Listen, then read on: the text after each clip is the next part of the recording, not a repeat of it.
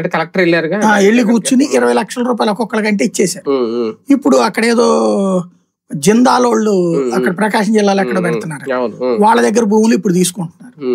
వీటిట్లలో ఒకే ఒక్కటి మాత్రం ఉంటది, 1,00,000 కోట్లు పెట్టుబడి పెట్టారనే సంతోషము, దాంట్లో వచ్చే ఉద్యోగాల వలన వచ్చే సంతోషం ఎంత ఉంటుందో, మనం అక్కడ ఉన్నటువంటి ప్రజలు ఎవరైతే భూములు కోల్పోతారో వాళ్ళని బాధలకు గురి చేయకుండా చూసుకోవాలంటే వాళ్ళకి న్యాయం చేయాలి.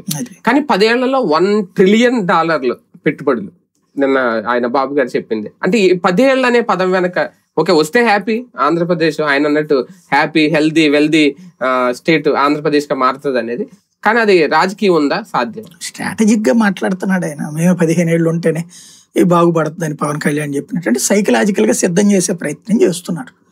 మేము ఉంటేనే పరిశ్రమలు వస్తాయి, మేము లేకపోతే రావన్నట్టు. ఇప్పుడు అదే అంబానీలు అదానీలు, ఇవాళ అంబానీ కనబడలేదు, అదానీ కనబడలేదు.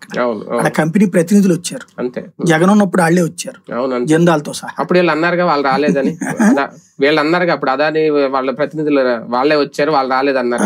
ఒరిజినల్ వాళ్ళే వచ్చారు జగన్ ఉన్నప్పుడు, ఇప్పుడు వాళ్ళ ప్రతినిధులే వస్తున్నారు. అవును అవును, అదాని కలిసి వెళ్ళి ఇప్పుడు ఒరిజినల్ అదాని వచ్చి ఆ రోజు నీకు చెప్పాడు, భూమి పూజ కూడా చేసిపోయాడు.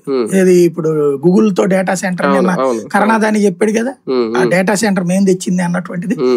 అట్లాగే అప్పుడు ఎవరైతే ఈ మొన్న వీళ్ళు